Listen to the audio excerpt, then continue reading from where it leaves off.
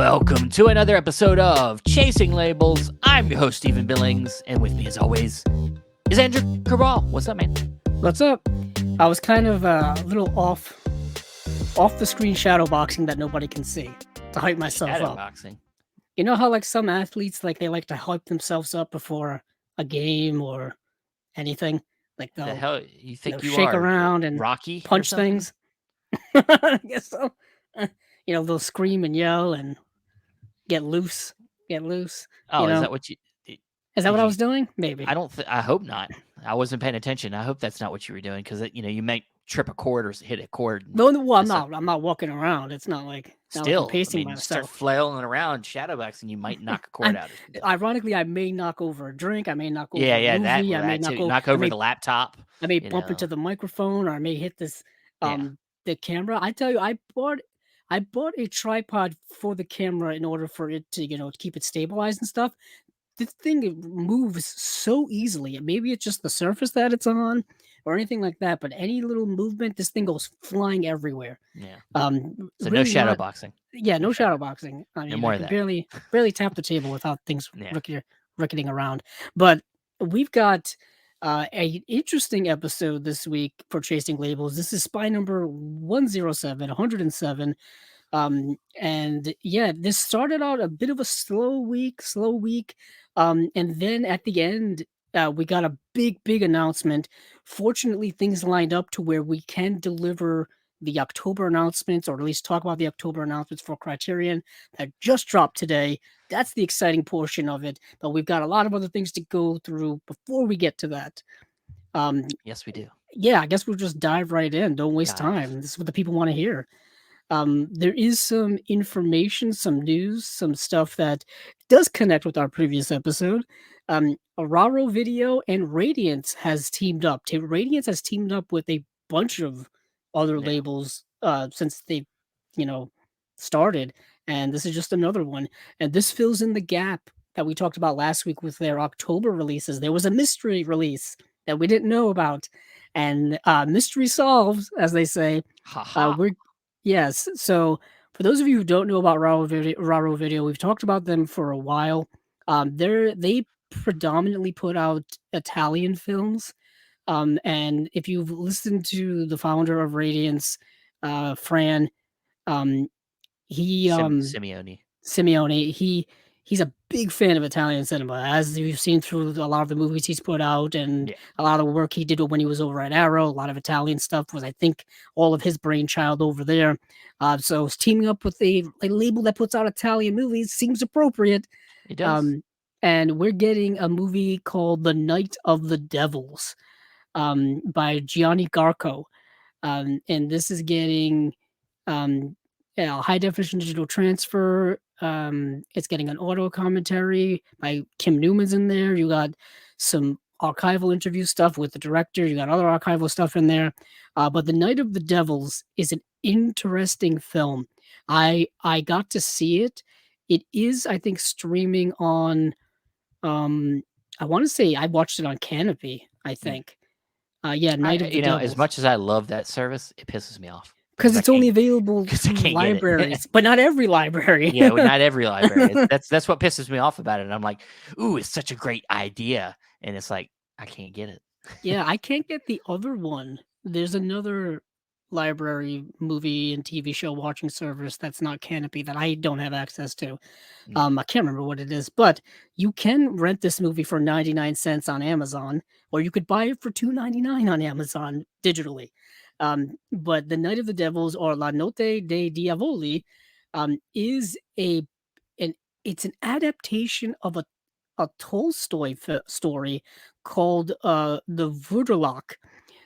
So it's a story about that's framed in a way where you see kind of the ending first, and then it's recapped. So this guy named Nicola, at the beginning of the film, he is like rescued and he's all like bloody and he's just he's in shock and he's just had some type of mental traumatic physical stuff that's going on with him, and he gets admitted to a mental hospital. He's like a mental patient. He's that mentally disturbed by what happened to him. And now he flashes back to the horrifying experience that he encountered while driving through the country. His car gets damaged, he gets kind of stranded in the woods, and he comes upon this family. Once again, don't go into the woods, people. Don't go into the woods. Just yeah. You just don't stay away. Once you get stranded in there, you run into the weirdest people. And he runs into this family, and it's this mysterious family who lives in the woods, and there's mysterious, dark, unsettling things going on that may be of the supernatural flavor. Um, it could be vampiric, it could be witchcraft, it could be whatever, but there's this entity and this presence that is kind of surrounding this family, and he gets caught up in that. And it reminded me a lot of a Robert Eggers film, kind of that slow, methodical feeling that you Mm. watched in The Witch. That movie took place in the woods and was dealing with kind of the same other similar things. And it's a very slow, methodical type of horror film. But when it kicks into gear in the third act and things start going down, more violence starts occurring, it becomes more digestible, I think, for a modern audience. But it's good. It's really good. I was All right. really, really happy with it. A movie clocks in about like an hour and 31 minutes, so Beautiful. it's a short watch. It's a short film, but like I said, slow burn. It's called Night of the Devils, which is a pretty cool title in my opinion.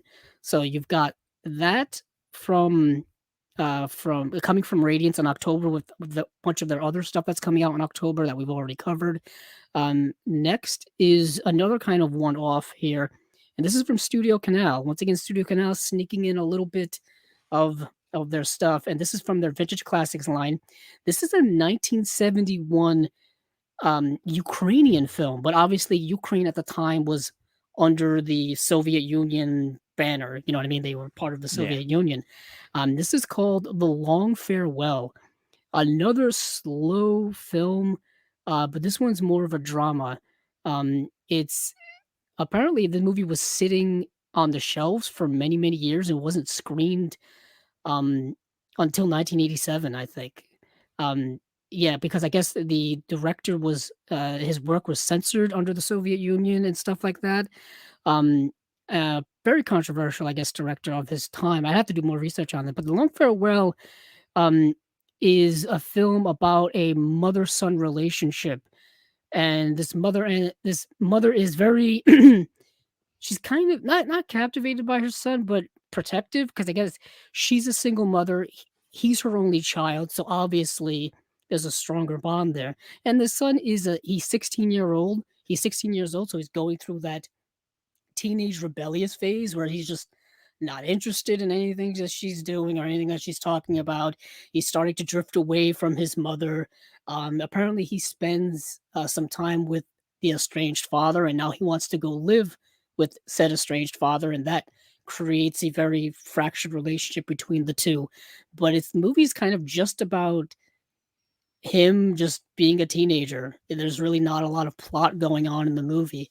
Um, and the movie once again is I think it's 90 minutes long, but it feels much longer than that.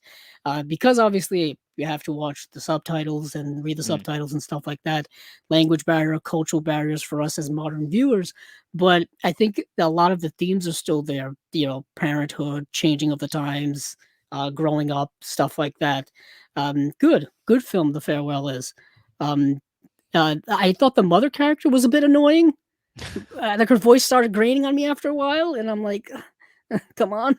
But that I guess that maybe that was purposefully done. Maybe that Okay. was purposely done. But Steven, where do you want to go from here? How about we go over to Arrow 44444? Okay, we shall. So, Error 444 is a 4. company. Four.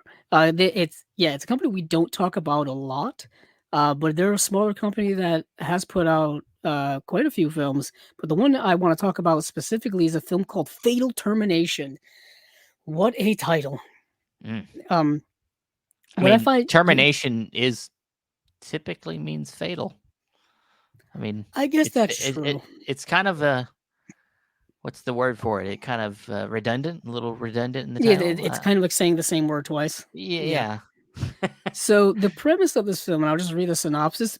To be honest, the synopsis is like very, very small portion of this movie.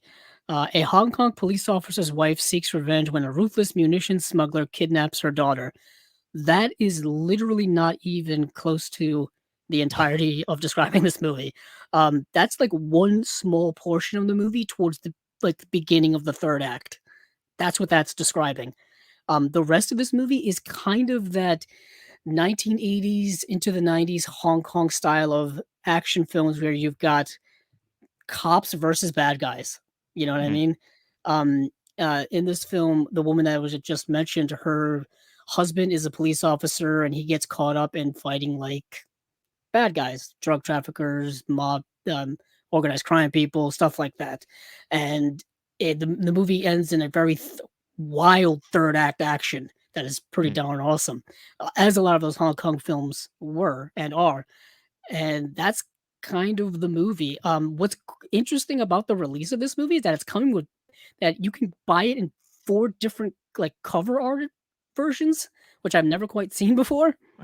So there's 4 different slipcover art that you can get. Um, they're all the same price, but they're all vastly different in terms of what the art looks like. Like, yeah, and I just found that to be very interesting. Um, yeah, so, yeah, it's a company I don't know much about, but it's a company that puts out a lot of these types of films, I believe. Well, they're a pretty young company. They're kind of, um, slow to put out stuff. They're very small. So I mean, I think they've only put out a few releases. Yeah, I'm looking for they don't really update their Facebook much. Like, the previous post was from last year, so it's not like they put out a lot of stuff. Let me look them up a little I bit. mean, I think they've only put out maybe 4 releases. This would be like their 4th release, I think, Yeah. What is roughly. interesting is, like, yeah, even if you type in Fatal Termination on Blu-ray.com, it doesn't even show up yet. That's how, I guess, under the radar they are when it comes to releases. The reason why I wanted to mention it is because, um, just randomly, Maybe a they put Facebook maybe they friend. put out a few other things, but yeah, it's very very small company. So Yeah, I can't even yeah, they're very, very small company. What's interesting is I can't even click on their name. Yeah, and I think they do this, um slipcover thing with a lot of their releases. 'Cause I'm yeah, trying to look up. Yeah, their releases came out, like, last year. Yeah, anywho, but what's interesting is that a friend of mine who was on Facebook, Michelle Kisner, I guess she wrote some type of, essay that's going to be included in this release, and that's how I actually awesome, found out they were putting this out, cool, just kinda randomly, and I did get to watch it, fortunately. Yeah, Fatal Termination, another one of those Hong Kong 80s/90s action films that's getting a Blu-ray release. awesome. Well, another company that's kind of delved into that realm, Cauldron. Cauldron has Yes. done a little bit of that stuff, along with the kind of their sister label, Neon Eagle. Um, so they got a couple releases we could talk about. The one coming from Cauldron, we have a film called Ratman, which Oh, to yes. me looks more interesting than Batman. You would think so. Actually, not really. No, I got to see Ratman. You can find it if you search deep enough on the internet, typically YouTube, and you can find it in the worst possible quality you could imagine. cool. So Ratman is an Italian horror film from, I think, like, 1987, somewhere around there. Um, and it's what a movie. So some sinister doctor decided, I'm going to crossbreed chimpanzees and rats, Huh. and let's see what happens. Wow. And we end up getting Ratman. So wait, does he like put them in a cage together and like wait for them to mate? Like No, how does that? artificial insemination. Nah, that's what Artificial he insemination. just like puts them in there. Like, okay, go. Because I And don't know how this is gonna work. yeah, so he decides to do that, and of course, due to the magic of horror films, the Ratman escapes Mm, and of course. starts murdering people. Initially, there are there's like a model and a photographer, or models and a photographer, like taking photographs on a beach in some, I don't know, nondescript tropical type place in the Caribbean, and I think they are the first victims. And then what happens is one of the model's sister comes over to look for her to see what happened to her, and then she gets caught up in this investigation with this journalist that also starts tagging along with her, and they get caught up in this investigation. What is interesting is that the Ratman character in the film is portrayed by a real actor who had a genetic disease that made him only about 2 feet or so tall, and he went on to have a career. He Mm. was actually in The Island of Dr. Moreau, the one with Marlon Brando, famously in the 90s. That was an absolute train wreck of a production. Yeah, yeah, Absolute yeah. nightmare of production. He was in that film. But yeah, and it's a film where controversial for essentially the exploitation of people with genetic diseases like that. We see that a lot with dwarfism and little people and stuff like that, where they're cast in roles in these monstrous type Yeah. characters because of their disfigurements and their disabilities and things like that. Um, it's rather interesting, kind of the history of that in film, where they're kind of relegated to all of those things. I mean, I know um, in Return of the Jedi, the Ewoks were portrayed by a lot of people with dwarfism and little people and stuff like that. Um, Willow, of course, Yeah. Mini Me, and and Golden Austin Powers. I must say, yeah, go. I almost said Say Goldmember, but he Goldeneye. was in the first two of them. But yeah, it's just another movie that's kind of controversial for, I guess, those reasons. Also, the fact that it's just kind of a schlocky '80s horror film, definitely a cult film that I Yeah. can feel just a lot of people watching because of how not good it is. Like I watched it in like with an English dub that was really really bad, like a really bad English dub version of the movie. And that's Ratman, but in typical Caudron fashion, 4K restoration of the film. Of course they would. Original motion picture soundtrack on a CD, and then you've got interview with camera operator, interview with the cinematographer. You got a commentary on here by a bunch of people, double-sided poster, limited edition. They're going full I, tilt for a movie, I'll for I'll not a tell you great what. movie. I do love the cover though. The cover's kind of cool. I mean, he looks cool in Yes, the. that is the Rat Man literally on Yeah. the cover, Yeah, I like and that. I do like that. yeah, and he's like, and they think obviously it looks like an animal attack, like the victims, but I think that don't quote me on this because granted the movie I was watching wasn't in good quality. I think he can also like control rats as well, Mm. or like he can make Some rats Willard, do some stuff to Willard kill shit going. people. Some Willard Yeah, shit going on. Yeah. that's the second time I've heard that reference tonight because I was describing this movie to a friend of mine earlier, mentioned that exact same thing, Yeah. exact same thing. But the It other, would the movie would be a lot cooler if it had, I mean, I'm not nothing against the actor that plays Ratman, but if hmm, you had Crispin Glover play the Ratman, yeah, I Crispin Glover mean, could play anything. I'm he guessing. could do Yeah, anything. he can kind of do it all. What a wild man. Wild man.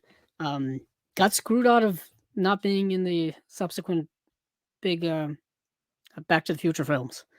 But Yeah, that whole thing that whole thing was an important thing, you know, for the rights of an actor and his likeness.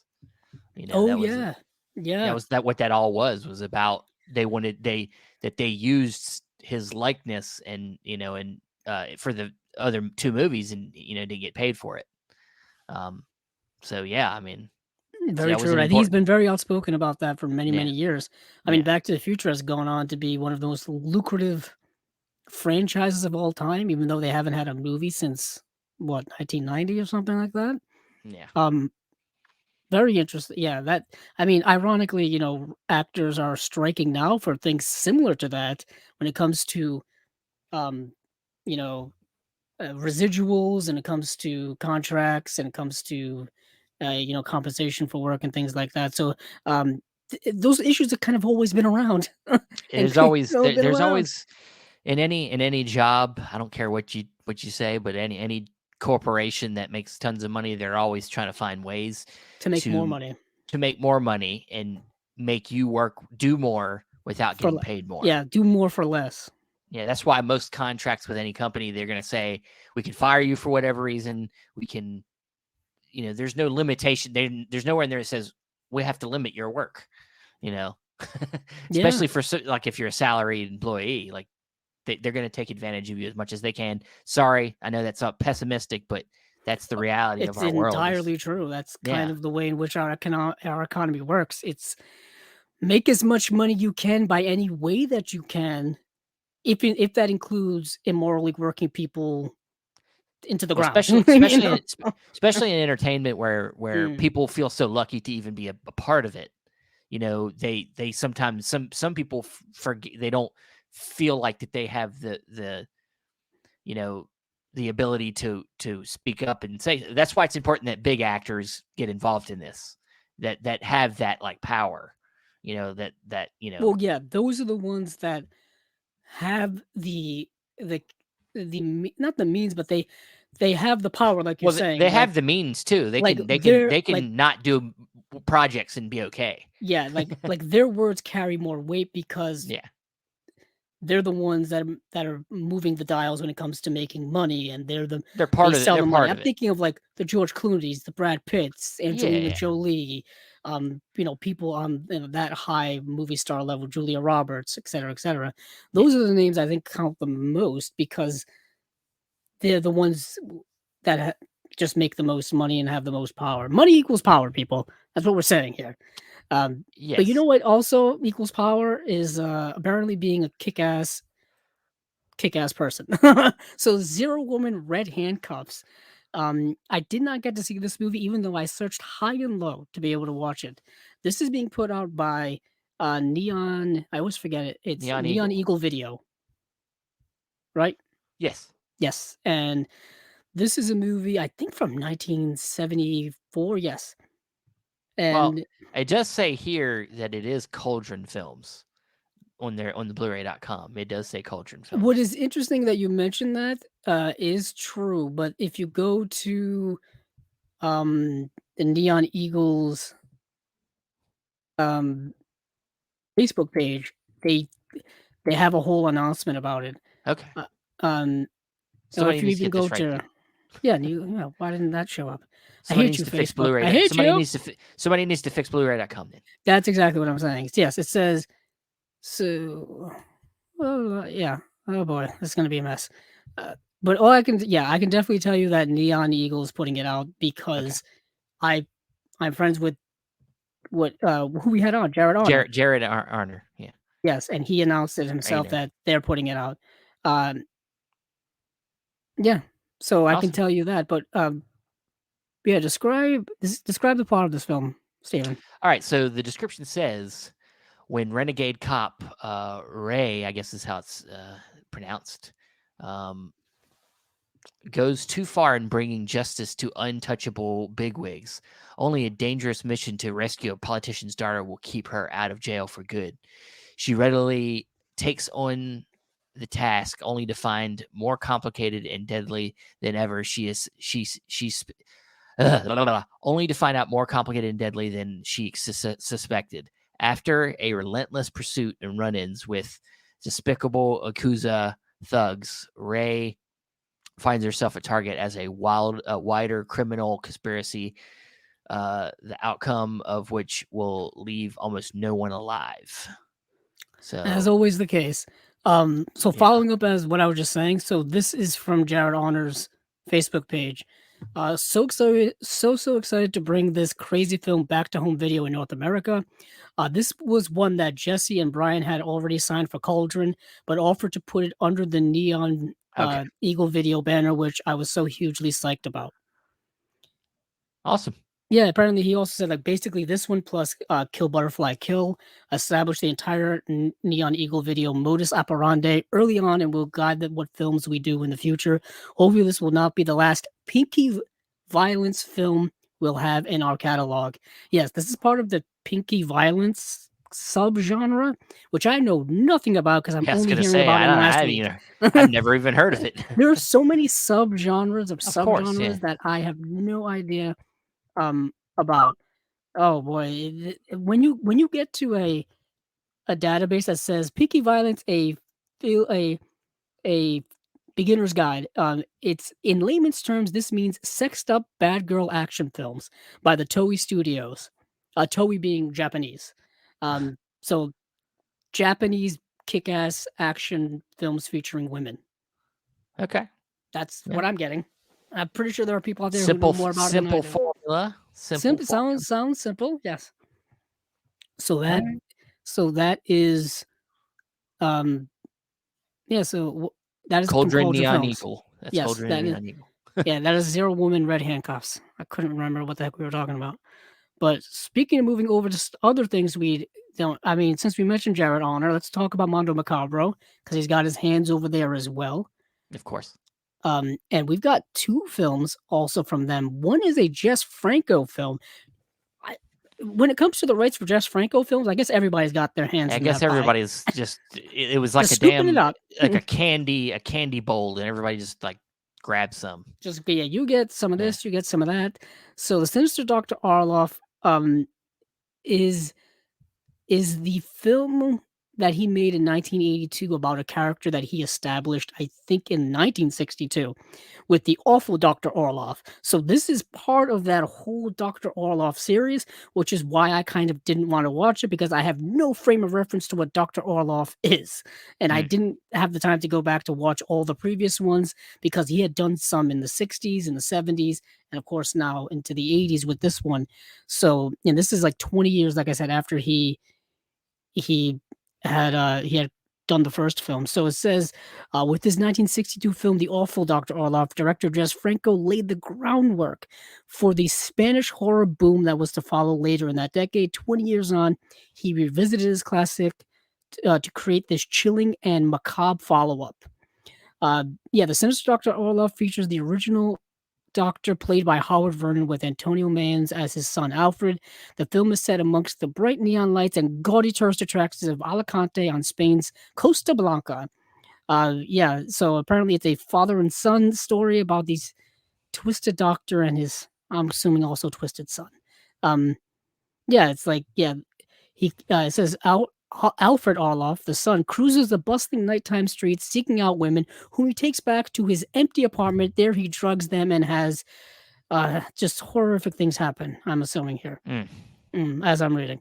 So, it seems very much in the Jess Franco realm of debauchery. Yes. Very much in the realm. But in typical Mondo Macabro fashion, new 4K restoration of the film, 2 new interviews, plus a new audio commentary, 20-page illustrated booklet as well, reversible sleeve art. This is Mondo Macabro's thing. It is. It is indeed. And they do go all out, man.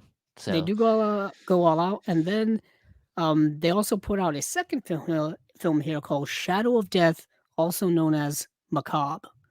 And I actually did get to see this, and this is a movie that feels kind of like a giallo, but doesn't quite have the stylization to make you stay engaged with it. Like, I found myself being rather bored by it, even though it's kind of supposed to be a little psychological horror going on here. So former showgirl Denise lives in a small town in northern Spain with her husband John and his twin brother Peter. Tired of her life with her rich but boring husband, she has begun an affair with Peter, who is his identical twin brother, by the way. They don't really mention that. The two of them want to remove John from the picture and get their hands on his money. So what they do is they basically try to like psychologically torture him so that he goes insane. So they just make up like scenarios of like maybe he's committed a murder, maybe he hasn't. Where's the body? It's not where I put it. All this kind of thing, all this kind of manipulation stuff to get him to go insane, so that they can have him committed, so that she can get his money. And then that's kind of like the premise of the movie, and it reminded me similar to plots of like an Umberto Lenzi film of that same era, just not as interesting, not as psychologically engaging, and not having the style of those movies. That was my big thing with it. That's why I didn't rate it too high on Letterboxd, but that's kind of what the movie is. Yet again, it's another shorter film, if that helps people. If that helps people get engaged. Sometimes when they're, as you say, boring, it probably feels a lot longer than it was. Yeah, the movie is from 1969, 94 minutes. Yeah, Shadow of Death. All right. Well, that's Mondo Macabre. Yeah, it's getting the usual like extras as well, 2K restoration and interviews and such. But that's Yeah. Mondo Macabre. You're right. All right. Moving on. Well, shall we do Shout Factor or Scream Factory? Oh, sure. Did you forget about him?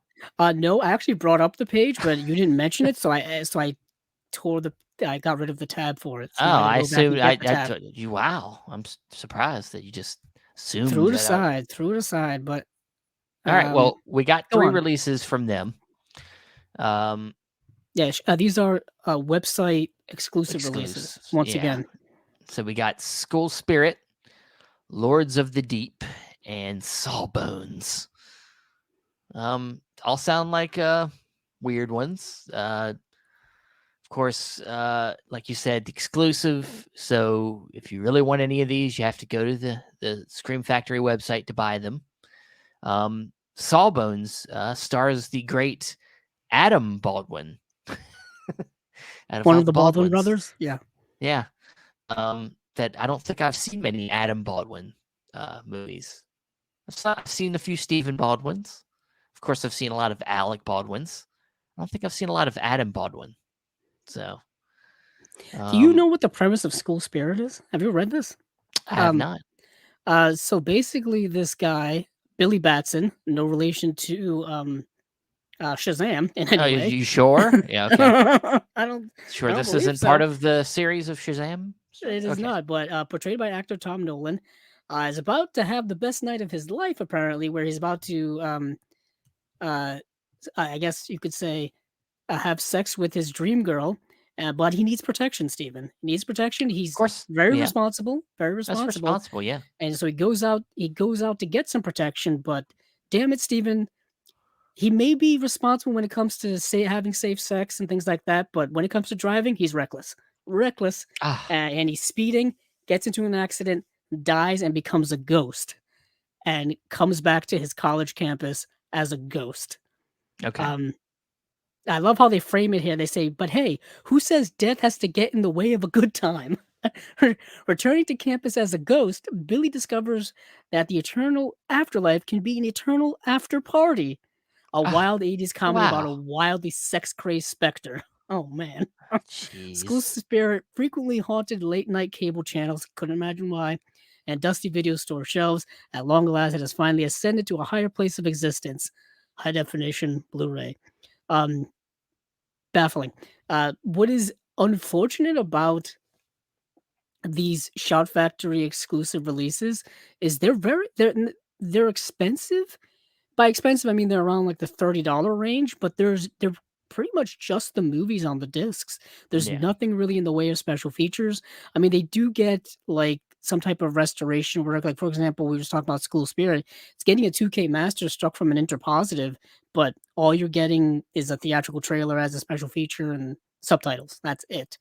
Even Lords of the Deep, apparently you get the Mystery Science Theater episode because Shout Factory owns Mystery Science Theater actually outright. Over the last several years, they were releasing it on Blu-ray for many years, and it got to the point where they just straight up bought it.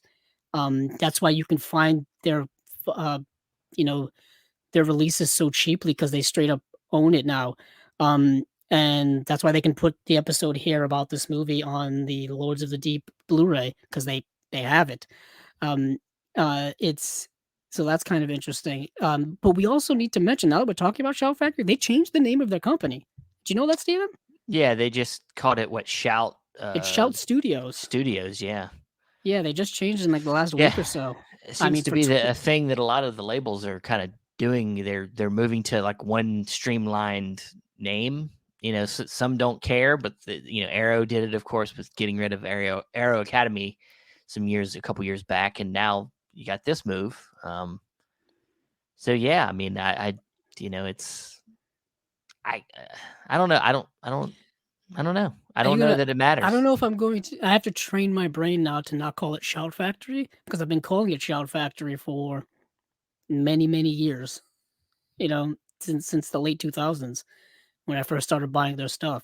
So I got to like retrain my brain to say Shout Studios now. I Yeah, guess it's a just little odd. yeah, it's kind of an all-encompassing name, like you were saying, because they do so much other stuff than just. I get, I I don't know why. get, I Yeah, get I the get it. Yeah, explanation, but I don't really mm, understand why they couldn't have just kept, Shout Factory yeah, because and it just seems got, like factory is also an all-encompassing name that can mean yeah. several things. You can put a bunch of things under And that it's umbrella. and it's more clever than just putting studio. Yeah, It's not. There's tons of things that seems have a little, studio. yeah, a Yeah, little lackluster. yeah. But But that was their prerogative. But it's up to them. it's up to them. So Lords of the Deep. Um, yeah, I think it's a horror movie about things that go bump in the night under the ocean. That seems to be the Yep, looks description there. like yeah. It says yeah, an earthquake happens, causes a mysterious specimen to be unleashed, transforming from a seemingly innocuous goo, as it always does, into a large, bizarre-looking alien creature, which I'm assuming then wreaks havoc. It is produced by Roger Corman, so you kind of understand Hmm. what you're getting yourself into regarding that. Sawbones. I mean, if that doesn't really tell you all you need to know, we'll tell you. Sawbones. I I love feel like I that. gotta say. I feel like I gotta say it like that. What Sawbones. is interesting is that like the description here is the shortest of all of them. It says his bedside manner is a nightmare. His healing hands bring only pain.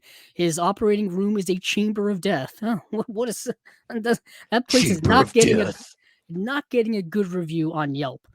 Um, Hmm. a former medical intern turned sadistic killer is on the loose. What do you know?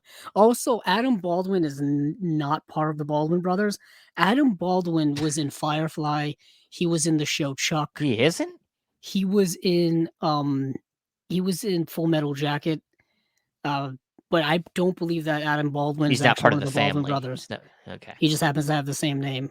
Unfortunate. Yeah. But yeah, so Okay. that is it for the Shout Factory exclusive website releases. Moving on. Kino. Um, Kino, it's Kino time. Let me move over to It's Kino. It's Kino time. Kino time. So we've got some updates, we've got some new stuff. Very slow time frame for them. I mean, for those of you who are Blu-ray TV enthusiasts like myself, they are putting out Monk the complete second season to go along with Yep. the complete first season they've already announced, coming out in September. So they're moving right along for that. That's cool. Um, and then they gave us the details for Death Wish 4: The Crackdown, which came out in 1987. I guess it's going to come with a audio commentary and a slipcover. That is it. We do getting Film Noir: The Dark Side of Cinema box set number 17. Goodness gracious. 3 classics starring screen legend Edward G. Robinson. We've got Vice Squad, Black Tuesday, and Nightmare. One from 53, one from 54, one from 56. And you've got, um, yeah, you've got some other people in here you may recognize, like Paulette Goddard, Lee Van Cleef in 53. Wow, that's very early on. Yeah, so that's another one of Yeah. those box sets, all getting brand new 2K Masters. And then we've got a very interesting release here, Steven. Wasn't expecting this. I didn't see it coming. Yeah. 4K UHD release of M. Night Shyamalan's film The Visit from 2015, which is a film that is considered a bit of his comeback trail. Yeah. Yeah, I would say so. It's the movie where, yeah, now we can't even trust the elderly, Stephen. As if you can trust anyone these days. No. Yeah, it's Shyamalan delves a little bit into the found footage genre here. Goes back to his roots with, like you said, this was kind of a comeback. He'd done some bigger budget movies before this. Of course, the movie that we shall not speak of, The Last Airbender. The Last Airbender. Oh God, it's terrible. I think I don't think he had done a feature film since The Last Airbender when he did this film. There was After Earth was another Oh one. Christ, I forgot about that movie. Yeah. That he did. That was the one he did in between. Yeah, it's not good. I don't have it, and I've never seen it actually, so I can't really comment too much on it. But it wasn't looked at favorably. I could say that. It's not good. He did produce the film Devil, I think, in that time frame as well. Yep. and yeah, and then he did Oh, the TV series Wayward Pines as well. yes. But with this film, I think this was the first time he teamed up with Blumhouse. I believe he went over to Blumhouse to do this movie. And this is where he started kind of going back to the roots and doing smaller budget movies and doing horror, doing horror again, and yeah, I mean, I think it's obviously worked for him. And I know as an artist, you always feel like you need to most branch of them out. Branch out, and I think you can within this genre, and I think he's tried to continue to do that moving forward, with varying degrees of success, I think. But yeah, I mean, this is solid. This is a solid film. It's not. It's part of that. Yeah, like found footage was still a thing back in 2015 for the most part, and the premise of the film, if you haven't seen it before, basically this young girl is going to visit her grandparent who she's never met before, mind you. So she doesn't really know them at all. But when she gets there, there's some weird stuff going on with them, and disturbing things start happening. Yeah. And then you find out why, as the third act twist, which Shyamalan was known for, he brought back. And it was considered very well received at the time in which it came out. And after this, he did Split. Then he did Glass, and then he did Old, which was the one with the beach. He did that TV series Servant, which I thought was very good. He directed a few episodes. I think he was a producer on it. It gets a little bit, I think, messy as we get further along, but it's a solid. I think it just ended, maybe. Yeah, I think it just did its last season. It's kind of like it's his own version of like Rosemary's Baby kind of thing. Kind of, yeah. It's dealing with like cults and stuff like that, and supernatural powers and weird stuff going on. But he also did Knock at the Cabin, which came out this year. Which was, some people love, some people not so much. Mixed reviews here and there. I thought Dave Bautista was fantastic in it. He was solid, yeah, he was good. And I thought the movie was just okay. I thought it was. It's okay. Good. It's good. It's fine. The message to me, the ending, third act was a little like, oh, that's what we're doing here. That's okay, what whatever. Yeah, it's a little But that's The Visit. That's The Visit, getting a 4K release, which it's never gotten before, so that's something new and exciting. And then, of course, following that up today, we've got you can't have Death Wish 4 without Death Wish 5. Apparently, Death Wish 5, The Face of Death, from 1994. We're just getting an audio commentary. This is getting, I think, just a regular Blu-ray release. So for those of you keeping count at home, Death Wish has a 4K UHD release from Kino. Death Wish 2 has a 4K UHD release from Vinegar Syndrome. Death Wish 3 is left out in the cold right now. And then 4 and 5 have, I think, Blu-ray re-releases from Kino. So Death Wish 3, where are you? We need the next one up the bat. Please complete this. Yeah, please. We can't have this missing. I mean, these movies have been released before on Blu-ray and DVD and et cetera, et cetera. But still, with all these re-releases, you want to have them all lined up on the shelf. Of course. All nice and on display. But speaking of display, let's talk about Warner Archive, Stephen. Yes. Yes. We got it earlier, probably the earliest thing we got announced. Yeah, this was from like Monday. Yeah. Last Monday, we got a good slate of Warner Archive. I think we got 1, 2, 3, 4, 5, 6 releases. Yep, the August releases, for those of you keeping count. And what we have here is we have 1955's Wichita. Yeah, Wichita. 1966 Spinout. 1933's, and I believe the first adaptation of Little Women. And then from 1937, The Life of Emile Zola. And then from 1962, we got Gay Purree. Or is that Gay Perry? It's Gay. It's Gay Purree. It's Harris. And then from 1951, we have Father's Little Dividend. So, it's an eclectic group, wide ranging. I got to see all of these early on because for the good half of the week, these were the only announcements that were really around.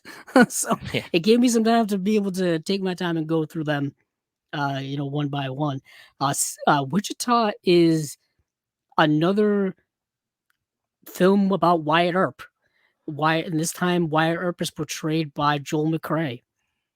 Wyatt Earp, the famous gunslinger lawman of the 19th century. We've seen him be portrayed several times.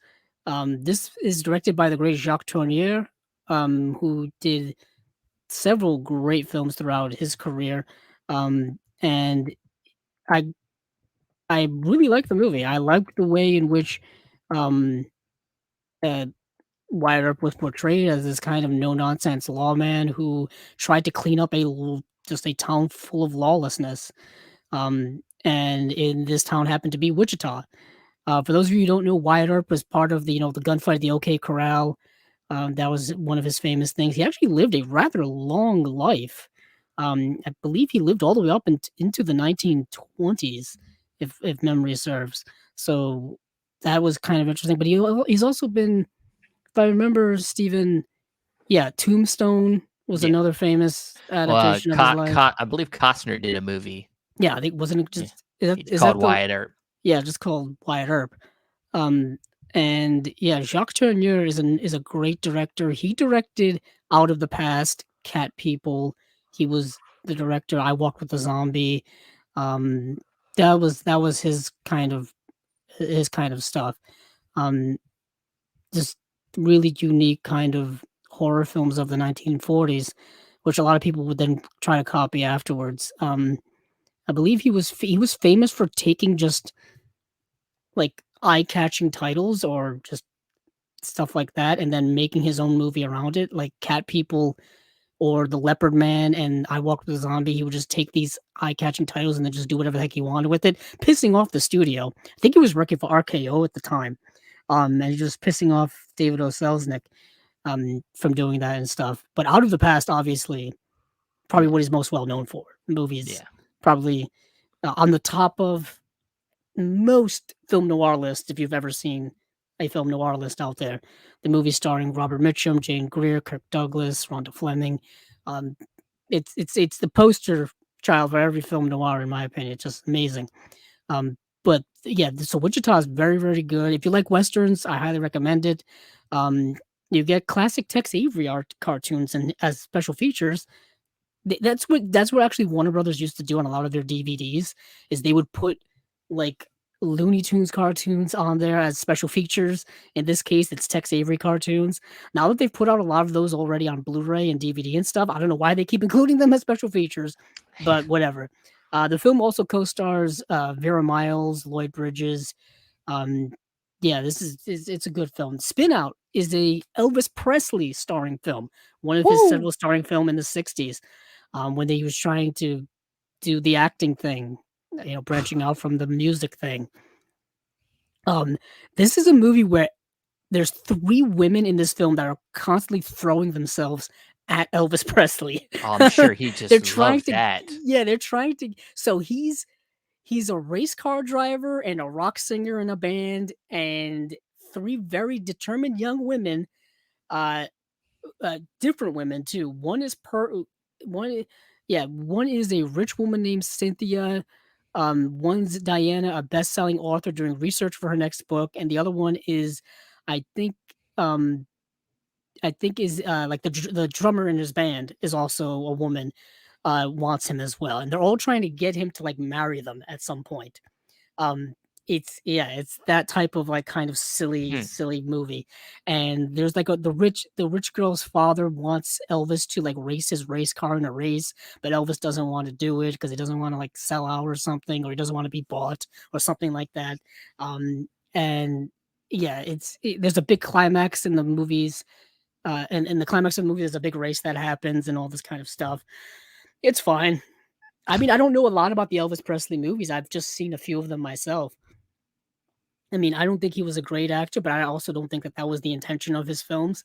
He was just No. a very attractive person being put on screen to sell tickets. He was an icon. The women loved him. Men wanted to be him. Those things. Yeah.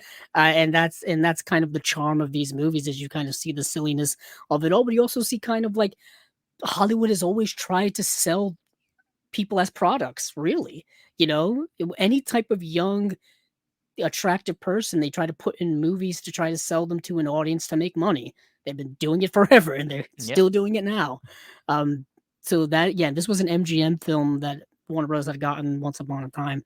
Yeah, once again, we're getting Tom and Jerry cartoons as special features here. God damn it. I would love some Tom and Jerry Blu-ray collections. They did one volume many, many years ago, and I guess it didn't sell well enough to make any more volumes. I forgot who put it out, but that's something for a different time. Next, we have Little Women. I'm pretty sure Little Women is one of the most adapted books of all time. We've gotten at least 3 prominent theatrical adaptations. We've got this one. We've got the one from 1994, which everyone seems to love, with, I think, Winona Ryder's in that. And then we've got the one that just came out a couple of years ago, the Greta Gerwig film with Saoirse Ronan and Florence Pugh. Who plays the mother? It's Laura Dern plays the mother in that film. Bob Odenkirk is the father. Star-studded cast, obviously. And this was a star-studded cast for the time in which it came out, directed by George Cukor, starring Katharine Hepburn, who at the time wasn't, I don't think, as big of a star as she would end up being later on. I mean, I think in the 1930s, she ended up being labeled box office poison at one point. But yeah, of course, this is the famous book directed by Louisa May Alcott. So this stars Katharine Hepburn, Joan Bennett, Paul Lucas, Francis D. I thought it's a fine adaptation. I mean, I watched it out of my adoring love for Katharine Hepburn and all her work and stuff like that. But yeah, it's fine. I dug it. I still have to see the one from the mid-90s, Steven. Yeah, So I still haven't seen that either. Yeah, I'm waiting for a decent Blu-ray release of it. That's what I'm kind of waiting on. Because there was a Blu-ray release of it, but it came in a 2-pack with another movie, and it's never been released by itself, which has been unfortunate. Oh, maybe it has been released by itself. Never mind. I just lied to the audience, lied to myself. You How disgusting lie. of me. Disgusting. So it has been released by itself. The issue is it was released in the Choice Collection by Sony Pictures. Now, the Choice Collection by Sony Pictures, you think it's like a premium thing. It's not really. You think it is. Well, the only thing premium about this release is usually the price. The price is usually deadlocked on Amazon in the $20+ range. $22.99 seems to be where it's stuck at, and it never moves. They did this with Marie Antoinette, the Sofia Coppola film, and they've done this with Little Women, so from 1994. For those of you who haven't seen the 1994 adaptation, it's got Winona Ryder, Gabriel Byrne, Samantha Mathis, Kirsten Dunst, Claire Danes. Yeah, it seems to be a lot of people's favorite who are fans of the book. So I guess what I'm saying is I've been waiting for a Blu-ray release that's not $22.99, but who knows? One day I'll probably break down and buy it, like the fool that I am, Steven. Like the fool that I am. You're not a fool, sir. Oh, thank you. But you know what's also not a fool? We got more classic WB cartoons as special features here as well. But getting 4K restorations, though, Warner Archive does once again some of the most divine 4K restorations and presentations you'll see of these movies. But next is The Life of Emile Zola. The Life of Emile Zola is, I believe, a Best Picture winner. It's a Best Picture winner from the 30s. Yeah. And it's starring Paul Muni, who is a really good actor. He was in Scarface, the one that came out in the 30s, the original Scarface, directed by Howard Hawks. And yeah, this is directed by William Dieterle. William Dieterle is the director. I'm pretty sure many people have seen his work, but don't realize it. His work seems to be put out all the time in various places. He was a director of many, many films. He had 91 films to his credit throughout his career. And he's done like work in like film noir as well as like dramas. Yeah, he worked all the way from like the 20s to the 1960s. So his work goes goes deep and goes far. I'm trying to see if some of his work that people may have seen.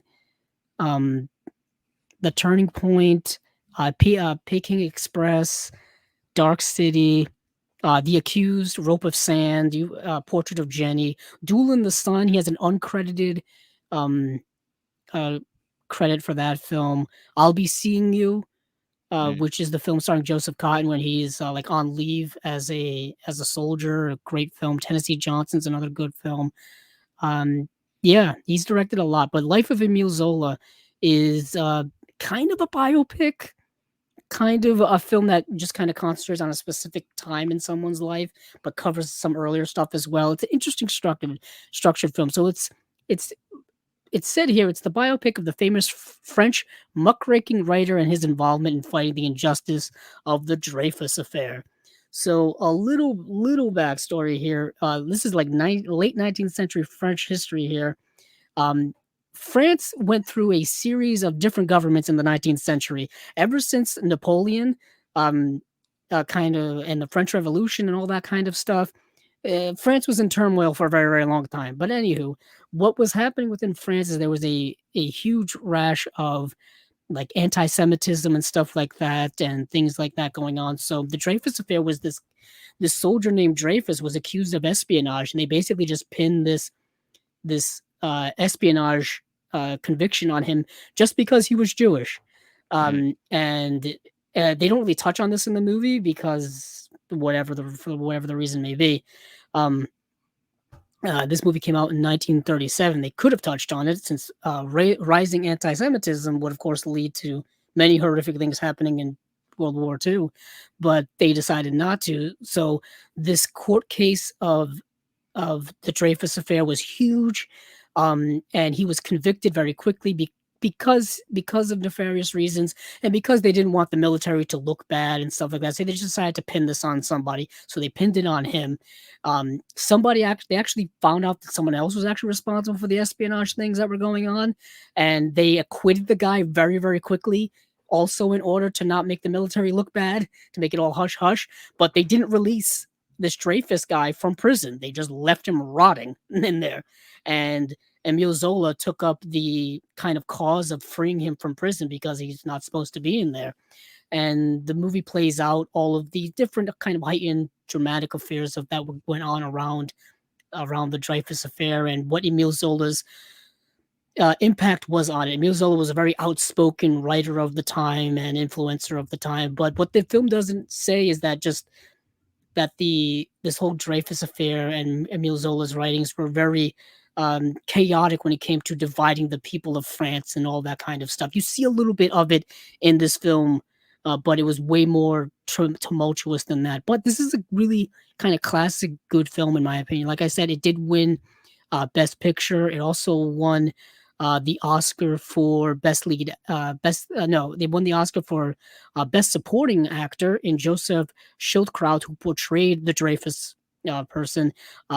And I think it won for something else too. I think it won like best writing for screenplay. That's Okay. what it won. So best picture, best screenplay, best supporting actor. But it was nominated for a bunch of other things. It's a good film. I know many people have seen it over the years. It's like kind of like a classic film. I actually don't own it, and I've been looking at the DVD of it for years. So I'm glad I waited.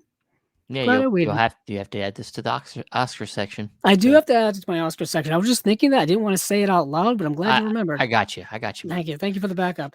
Next up is an interesting film, Gay Purree, which is an animated film. Um, but but you know who does one of the voices, and it's the only time she ever, I think, did a voiceover for a film in her entire career, and that's Judy Garland Mm. plays Magnifique.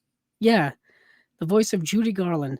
And Judy Garland portrays a cat. These are anthropomorphic characters. Think of like the Aristocats or something like that. But it's not Disney. Yeah. You know what I mean? It's not Disney. It's Judy Garland, Robert Goulet, Red Buttons. Other people are in this film, but basically, um, yeah, Judy Garland plays a character called Musette, And Musette is this cat who lives in the country, but she wants to experience like the romanticized version of Paris, essentially. And she's got this kind of boyfriend cat, kind of not boyfriend cat. You know how it goes. His name is Monsieur Jean Tom. He's a tomcat. He's of the streets. You know what I mean? He's a tomcat. This is very similar to Lady and the Tramp, actually. Very, very similar. If you get what I'm saying here. And yeah, so she escapes her owners and she goes to Paris. She gets caught up in Paris living. She falls into this nefarious creature who kind of like schmoozes her and like gets her to become the sophisticated lady cat so that he can then sell her to someplace else. So we've got like some human-esque animal trafficking shit going on in this film. It's the 60s. There's some dark stuff going on in animation. His name is Meow Rice. Some of the characters in these films are hilarious. His name is Meow Rice, and he's a nefarious guy. So Jean Tom and his friend Robespierre, who's this other cat, are going to Paris to track her down to try to, I guess, rescue her. They get caught up in their own shenanigans. She's getting caught up in this stuff. Are they going to rescue her in time before she gets shipped off in this nefarious plot thing going on? What's going to happen? But yeah, that's this movie. That's Gay Purree. It's fun. It's fun to watch. If you like the animation of that time, there's some charming aspects of it. There's some romantic aspects of it. I liked it. I didn't know Judy Garland did a voiceovers. That's for me. It's from the same studios who brought you Mr. Magoo. For anybody who cares about that. Speaking of Shout Factory, there's been a Mr. Magoo two Mr. Magoo box sets that they've been put out since the late 2000s that I've wanted to get my hands on. Just bringing that up randomly. I loved watching that as a kid. That was I did too. Yeah, I did. And then they did the live action movie with Leslie Nielsen. God. I saw that in theater with my parents. Where they one of the funniest gags in that movie is his windshield's like a magnifying glass so he can drive even though he can't see. Malcolm McDowell's in that movie. What a movie. You guys got to watch this stuff.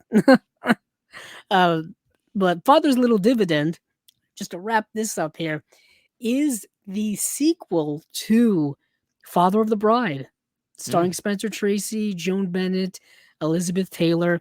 If you've seen the movies with Steve Martin, it was Father of the Bride Part 1 and Part 2. Well, this is the Part 2 part, except it doesn't take that extra step in the Father of the Bride Part 2, the one with Steve Martin, where his wife also becomes pregnant. They don't do that in this. It's just the daughter character of Elizabeth Taylor becomes pregnant, and Spencer Tracy has to deal with the fact that his daughter is not only now married, but having a child as well, and he's going to be a grandpa, and stuff like that. And it's just him like having to deal with all of these transitional life moments. If you love Spencer Tracy, if you love Elizabeth Taylor, you have to watch it. It's kind of obligation. If you have Father of the Bride already put out by Warner Archive, I feel like it goes right along with it on your shelf. Awesome. That's basically the plot of the movie. It's a charming movie. I don't know why they call it Father's Little Dividend though. That's not a great title. Not the best title. Considering like most people are not going to know what a dividend is. Yeah. Like I don't even. It's an economic term that I couldn't even explain if I tried. Yeah. Could Father's Little Bundle of Joy. Yeah, something like that. I don't know. They could have literally just called it Father of the Bride Part 2. Well, that's what they did. That's what they did. I know in the 90s, but still, it would have worked back then as well. So that's it from Warner Archive. A nice kind of splendid, diversified group of stuff. A little stuff for everybody, I think. Once again, they do great work. Of course. But now let's head to the finale. As we said at the beginning, we'd waited to do this episode on Monday, so we were able to get in the big Criterion announcements. It was kind of thrown out there yesterday that a big announcement was going to maybe happen from a man named Todd Browning, and it ended up being actually more than I think what we expected. So Andrew, Right. please, I know you said you cried Okay, when you heard Stephen. I this. didn't think you. I told you that in confidence. I didn't think Oh, we were. I I didn't thought think we were revealing I things. didn't think you were someone that would be upset about sharing that with our Well, audience. very true. Very You're a true. sensitive man. Very Uh, true. Cinema does make me cry for many it reasons: does. happiness, sadness, This was etc., all about etc. joy. This was This was all joy. about joy. So Todd Browning's Freaks had been a film that I'd been waiting to add to my collection for years, hopefully hoping there would be a Blu-ray of it at some point. There's been a DVD kicking around for many, many years, probably since the Yeah. 2000s, but I was just waiting and waiting. I didn't know if it would ever happen. I didn't know Criterion was going to do it. So that was a pleasant surprise. But we're not also getting Todd Browning's Freaks. This is a bit of a collection we've got going on here. We've got Freaks, The Unknown, and The Mystic. Todd Browning's Sideshow Shockers is what they're titling this little collection here. So Freaks, we'll get to that in a moment. But the other two films are from the silent era. The Unknown is from 1927 and The Mystic is from 1925. Now, I've seen The Unknown, but I haven't seen The Mystic. The Unknown stars Lon Chaney I believe he's an armless Spanish knife thrower. Wait, what? Yeah, yes, He's armless. yes, he is. But How's he he? throws it. How's he? He throws them with his feet. Wow. Yeah, Damn. yeah. So the premise That's of the cool. film is the most celebrated, exquisitely perverse of the many collaborations between Todd Browning and his legendary leading man Lon Chaney.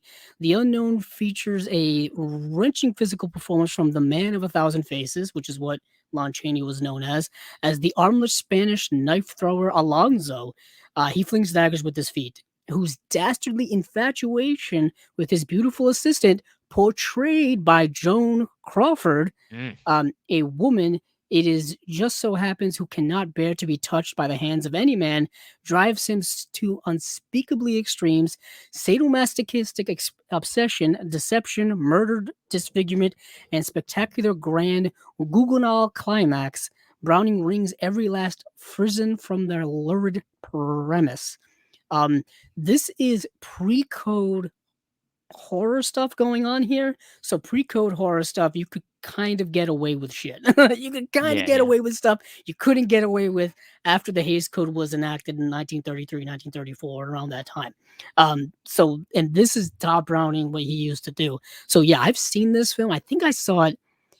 Oh, I may have saw it either on Filmstruck or maybe TCM, or I don't think it was the Criterion Channel, because I think I had already seen this by that point. Or maybe it was the Criterion Channel. Either way, it was one of those three places. I saw it years ago just because it was a silent film. Joan Crawford was in it, Todd Browning. It had everything, even Lon Chaney.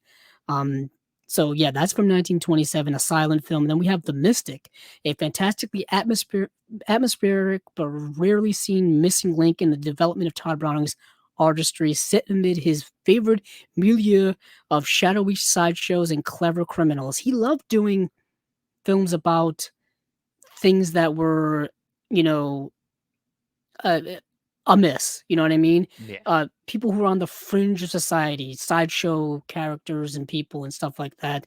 The Mystic provides a striking showcase for silent era diva Eileen Pringle, who sports a series of memorably outre looks, courtesy of Art Deco designer Erte, as Zara, a phony psychic in a Hungarian carnival who, under the guidance of a Svengali-like con man, portrayed by Conway Terrell, crashes and proceeds to swindle American high society.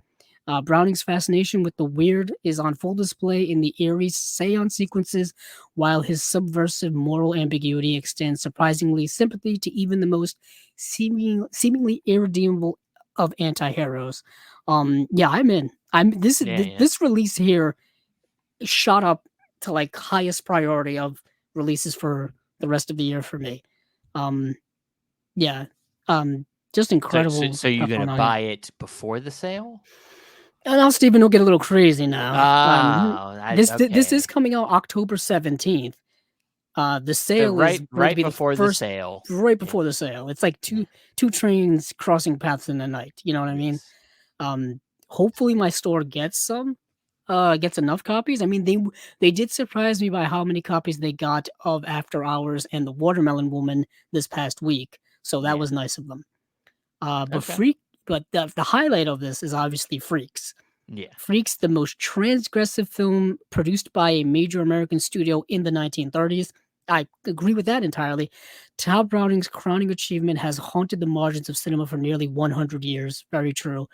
An unforgettable cast of real-life sideshow performers portray the entertainers in a traveling circus who, shunned by mainstream society, live according to their own code, one of radical acceptance for the fellow oppressed, and as the show's beautiful but cruel trapeze artist learns of terrifying retributions for those who cross them.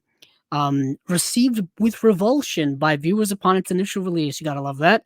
Yeah. Freaks effectively ended Browning's career, but can now be seen for what it is, an audacious cry for understanding and a singular experience of nightmarish, almost avant-garde power. Yeah, the movie's amazing. It's Yeah. incredible in what he's delving into on a thematic level for a film in 1932 that I think you can transport to modern day and take those same themes and apply them to our society, and it still works. This Yeah. idea of pushing people who have medical disabilities, who have disfigurements, who have any disability, and pushing them to the fringes of society and all of those things, and having to then band together in a type of community because the world has thrown them out and all they've got left is each other. But what does that also cause as well? Yeah. As you see with the film, it goes even darker and darker. Yeah, this is a movie, incredible film. I can't I'm wait to see shocked. what it. I can't wait to see what the The restoration. ending like shocked people, like Oh ridiculously yeah, the shocked ending people. is big. Yeah, I can't wait to see what it looks like. Yeah, that's another thing is I wanted to scroll down to the special features to see what we've got because since this is a new release, I mean, it's so rare these days that we get a brand new release. So we are getting 2K digital restorations of Freaks, 2K digital reconstruction and restoration of The Unknown, 2K digital restoration of The Mystic. So yeah, they're going the 2K route. I just don't know what the elements of these films look like. So I have no idea if 2K was the best they could do or what the case was with that, with any of that. Yeah. But audio commentaries on Freaks and the Unknown, and an introduction by scholar David J. Scull, new interview with author Megan Abbott about director Todd Browning and pre-code horror. I love when we explore the pre-code era. It's just such a fascinating time. More pre-code stuff I think needs to be put out on Blu-ray in general, just for preservation's sake, really. And then you get some other stuff here, like a prologue and a reading of a short story. Yeah, I can't wait to see it. Can't Yeah. wait to see how this is gonna look. I love the cover art, the way it's kind of presented as like a poster for at a carnival. Yeah. I think really works. But yeah, this is one of this thing has sent shockwaves through the film community, the collectors and enthusiasts alike. Criterion's cool again. Now you know they're cool again. Yeah, our buddy Dave Eves, who we've had on as a guest, said he hasn't been this excited about a Criterion release in years. Um, Wow. Even though I'm pretty sure he buys many Criterions. I I've believe always so. seen him Yeah. watching them. But we do have other stuff for this time, not just that great highlight. Yeah, I was super stoked about that. I may have Yeah. shed a few tears. May have shed a few tears, as Stephen I alluded to. believe it. I do believe it. But we've got another release making its a debut, and that is The Others. Yeah. Have you ever seen this film, Stephen? I With believe Nicole so. Kidman? It's been a while. It's one of the movies I probably watched near the time it came out. I believe it came out 2004-ish. When was It came, yeah, it did come out in 2001, actually. 2001. Yeah. I believe I've seen this right around the time it came out, and I know it's like a supernatural kind of haunted. There are Was it like? ghostly haunting things happening. I don't Yeah, want to give away any spoilers, but Nicole Kidman is a mom taking care of her kids, and I think her husband goes off to fight in World War II, and she's kind of left having to deal with being a single Yeah. parent, really.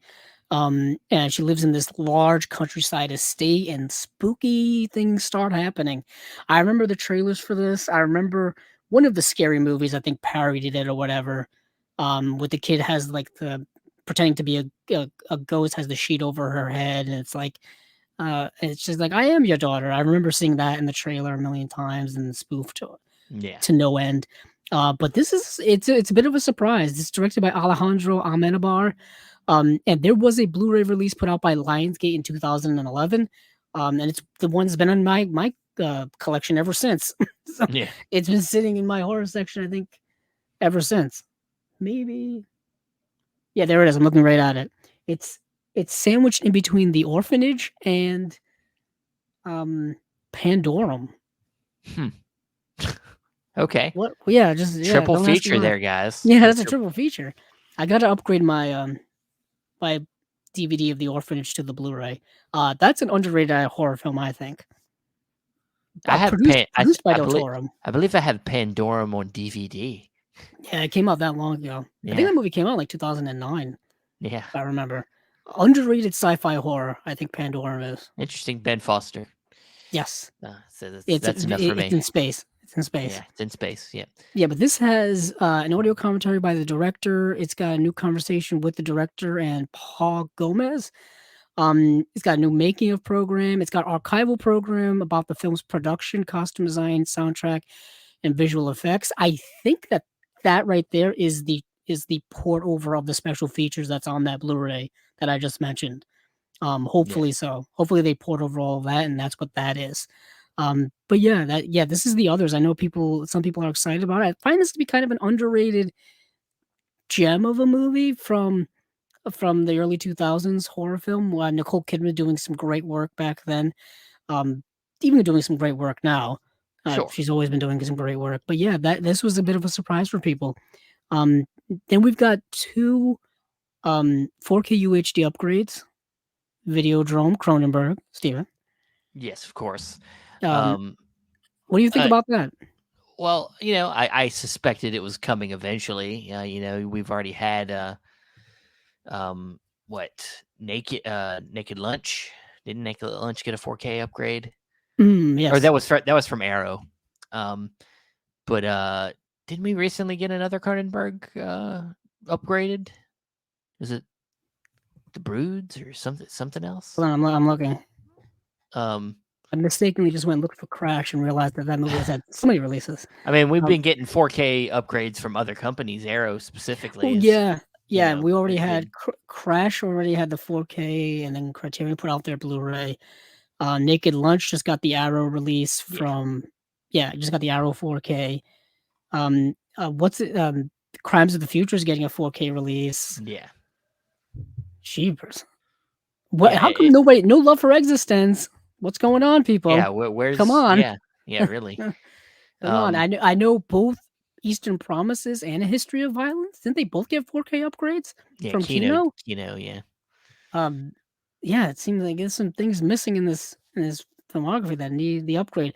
What is interesting about this release, I know we don't get upset, but we kind of bemoaned like, oh, we're just upgrading something from Blu-ray to 4K, porting over the special features. This was one of their earlier Blu-ray releases. This was their Videodrome Blu-ray, which has been kicking around on shelves for a while now. Came out in 2010. So we're talking 13-year-old Blu-ray getting an upgrade to 4K. I'll excuse that. I'll excuse something like that, especially for Videodrome, which I think is one of Cronenberg's best works, in my opinion. Talk about a movie that still holds up today in terms of like what it's trying to say about our consumption of media and all kinds of stuff. Yeah, I've always been a big fan of this movie, Steven. It's one of my earlier kind of Cronenbergs that really got me to appreciate his work. Because I told you, when I started watching Cronenberg, I watched all of his non-body horror stuff. Yeah. Eastern Promises and History of Violence were like my first two films of his. And then I watched, what's the one where it's Vigo playing Sigmund Freud? Dangerous Method? Dangerous Method, yeah. Dangerous Method. Like I watched that. Then I had to go back and watch his more grotesque stuff like Naked Lunch and Videodrome and et cetera, et cetera. But yeah, Videodrome has gotten a 4K release this past year from Arrow as well. Yeah, it's so there's a lot of his stuff going around. You know what the biggest pain is that the special feature packages are all different. Of course it is. Yeah. I mean, Like, I'm okay with, honestly, somewhat okay with what I have. Like I know I got a couple of them upgraded in other ways, but I don't know. It's not a hurry for me. I don't need to go get it that fast. So yeah, not when it comes to this slate. If obviously a high priority is the Freaks release, but yeah, the other stuff I can kind of wait on a little bit. Um, and so the other one that's a 4K upgrade is the Don't Look Now. yes, The Nicholas Rogue's Don't Look Nicholas Now. Rogue. Yeah. This movie is pretty damn amazing. This is another film that I caught much later on than everyone else did. Because I actually I think I remember Edgar Wright's closet video. He mentioned "Don't Look Now," and that was my impetus to finally buy the Blu-ray and watch it. Starring Donald Sutherland, Julie Christie. What a dark movie. Psychological, of course. That's the way Nicholas Rogue's films kind of rolled. Yeah, it says here a masterpiece from Nicholas Rogue. Don't Look Now. It's an adaptation of a Daphne du Maurier story. Daphne du Maurier had written several books. One that I think people may know is Rebecca, which is adapted by Alfred Hitchcock, got a Blu-ray release from Criterion as well. And yeah, Don't Look Now is a movie about Donald Sutherland and Julie Christie's character, their parents whose child has just died tragically. That's the opening of the movie. And then they go on vacation to Venice, and they're still working through that trauma, still working through that, and it haunts them in many different ways. And that's kind of what the film is about. It goes down this kind of dark and like increasingly foreboding type feeling that just builds and builds throughout the film. Yeah, Don't Look Now is incredible. If you don't own this movie and you've been wanting to buy it, definitely buy this 4K release of it. I'm curious what it's going to look like. It's got a restoration that was supervised by the DP of the film as well. But is porting over all of the special features from that Blu-ray from a few years ago. Yeah, I highly recommend this movie. I recommend all of Nicholas Rogue's work, really. Yeah. And then finally, we've got a movie that I've never seen. It's a brand new film. Criterion getting into some brand new work here from 2022, and that is Nanny. Do you know anything about this movie, Steven? Because I know I don't. No, It's a I don't film, either. film by Nyaktu Jusu, which is yeah, it says it's a film from the United States. So Yeah, it's it an says English. it's the first horror movie to win the grand jury prize at the Sundance Film Yes, Festival. that's what I was reading that as well. Yeah, So a yeah. spellbinding blend of social observation and artful shocks. The debut feature from Nekiatu Jusu plunges into the increasingly fractured consciousness of Aisha, who's portrayed by Anna Diop. I know who Anna Diop is.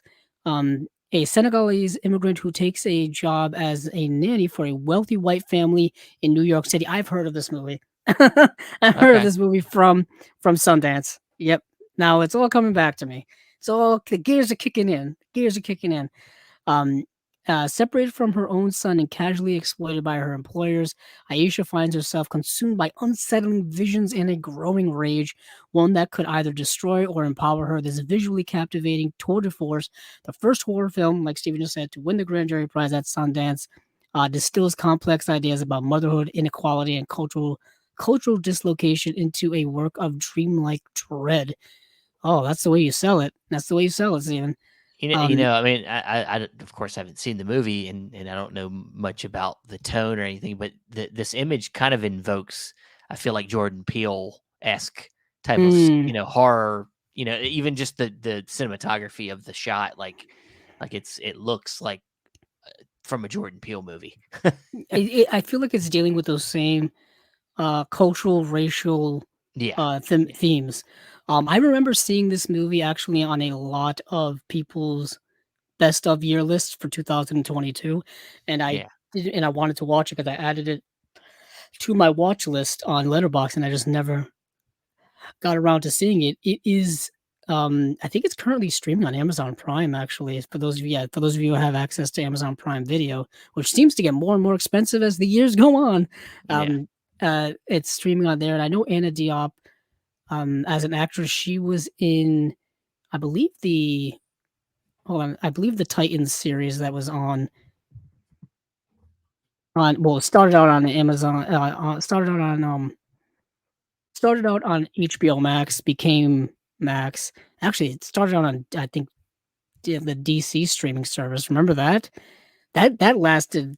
That feels like many moons ago when DC tried to make their own specific streaming service that would have comic books and original TV shows and all that kind of stuff. And then it kind of folded into just being comics. Then they moved all the shows and movies over to HBO Max, and then HBO Max had to change. This has been a wild few years for streaming, by the way, people. But Anna Diop was in Us. There's the Jordan Peele connection that you just mentioned, Stephen. And she was also in Titans. And it's and it's a film that I think is dealing with very similar themes to what Jordan Peele has covered many years, racial, cultural themes that have really, really been, part of our society for the longest time.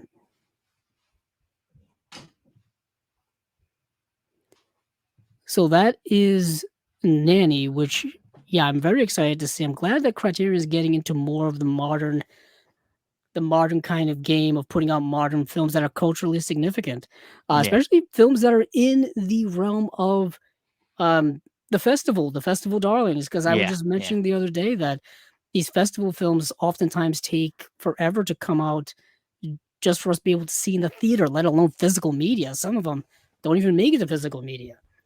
So I'm excited about this. Very, very excited. So that is the Nanny. That is it for Criterion, really. Exciting. October is going to be exciting. There's a lot of good things stuff on the horizon. Yeah, I'm excited about it too.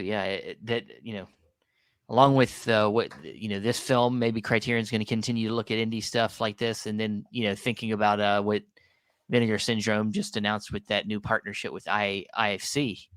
We're getting there seems to be labels starting to look at more indie stuff. So yeah, that's cool. And of course, with Criterion, they do get knocked about having more horror in the collection. Or more, more genre stuff in general. They love old horror, but I guess they're going with more modern stuff. Some more modern stuff, some more. I mean, obviously, Freaks is kind of like a horror movie. 1932 is a little while. But the others in Nanny are pretty modern. So that's good. That's good that they're branching out a little bit. So. Yeah, and before we wrap things up, before we wrap things up for this episode, there is one more movie that I did want to mention. Once again, TerrorVision is doing their weekly announcements every Tuesday. I guess it's TerrorVision Tuesday, and I wanted to make sure to mention it because Brad Henderson has been on our show a couple of times and whatnot. He's coming out with a movie called American Nightmare from 2002, directed by John Keyes. And this is an interesting little kind of DIY, low budget, do-it-yourself type of film, shot on film, I think, in the early 2000s. At least to my eyes, it looked like it was shot on film. It wasn't one of those shot on video type of stuff we see from a lot of other things. So I'll just read this premise to people, and then we can move along. A deranged female serial killer stalks 7 young people whom phone a radio call-in show to discuss their darkest fears, and a night-long game of cat and mouse is put into motion by the darkly sinister-looking murderess. So basically, these young people are listening to the radio in 2002, which we used to do, and this guy's got a radio talk show, and he's talking about people's greatest fears, and they call in, give the greatest fears to this guy, and then the murderess is also listening in and decides to then act out some of these darkest fears and murder these people one by one. That's the premise of the movie. What I really kind of liked about this movie is there's a lot of horror movie references and stuff like that.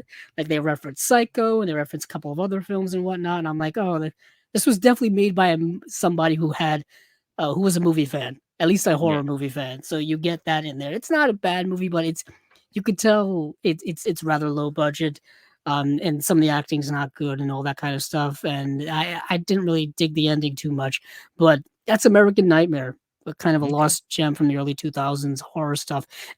Unearthing lost gems seems to be TerrorVision's thing. Yeah. I think saying gems may push it a little too far, but unearthing lost horror films, I think is Yeah. more apt, more accurate. Well, you got to fill in them. We got to fill in them cracks. You There's do. cinema You do. history's got so many, so much to cover, and you got to fill in them cracks with not just things that we know, but things that would have been kind of forgotten. So that's the benefit of companies like TerrorVision and Saturn's Core, and all these kind of straight to video / just super low budget, horror movies. Golden Ninja Video, they're doing the movies that. I'm glad you mentioned Golden Ninja Video, Steven. More releases to talk about, huh? Because Golden Ninja buddy Justin DeClue is putting out another movie that was just announced today. I knew we forgot another one. So Golden Ninja Video is putting out this movie called Phantom Kung Fu. Yes. And is getting a new 2K scan from a theatrical 35mm print. For the first time on home video in widescreen, limited to 800 copies. I love how, it seems like a brutal kind of the kung fu action movie. Yeah. A brutal warlord is so close to the sweetest of victories that he can almost taste it, but there's only one thing standing in his way: a hard-headed hero. Isn't that always the truth? Damn it. That can't be killed, no matter how many times he villainously snaps the hero's neck, fatally poisons him, or laughs over his corpse. The willy bastard keeps reappearing for another fight. How many times does an evil dude have to punch a guy in the face for him to stay good and buried? Nice. I don't want to watch this, how it's described. Yeah, and of course it's getting the usual love from comment. It's getting a commentary. It's getting some video bonus features as well. And then I guess there's some other stuff on the way as well. But once again, Justin DeClue is kind of a one-man show with doing all that stuff at Golden Ninja Video. I was trying to pitch it to somebody earlier where I was like, yeah, Justin DeClue, we interviewed him, and he's a one-man band doing stuff with Golden Ninja Video. All right. Well, that is it for Spine number 107. We went from a lot of trashy stuff to somewhat classy stuff, and then back to trashy. Good roller coaster of an episode. Yeah, what a roller coaster ride. Yeah. I'm glad we got through it together, though. I know, man.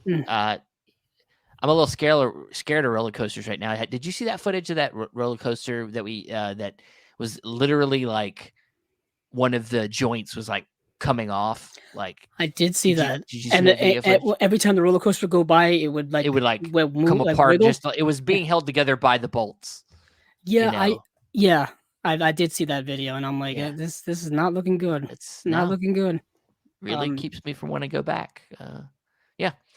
But all right. Well, that's it. Andrew, where can you be found?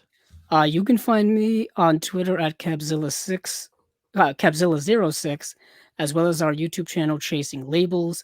What do we have up there right now? We got your most recent Barnes & Noble visit. My most recent Barnes & Noble video, which apparently is a very big hit. I don't know what it is with the algorithm with the Criterion. Yeah. Trips. The July ones always hit. The ones I do for November, no one ends up watching. It's so weird. I was just looking at the numbers earlier. I was like, weird. I guess people don't like November. Who knows? I guess not. They're too caught up with the holidays, maybe. I don't know. Maybe it's too much Thanksgiving stuff going on. But I just noticed that seems to be the case. But yeah, we got that coming up. We have our Unwatched Pile episode coming up later this month. That'll be up there as well. It'll be next Thursday, the 27th. Yes. So watch out for that. It'll be live on our YouTube channel. But you can find me on Facebook, Stephen Billings, or at all the other Chasing Labels pages, whether it's our Twitter or Instagram. You can also follow me on my Letterboxd at Stephen Billings, and find the audio for the podcast on Podbean, Apple Podcasts, Stitcher, Spotify, and other places. Thanks again for listening, and hey, keep on watching them movies. I know I will.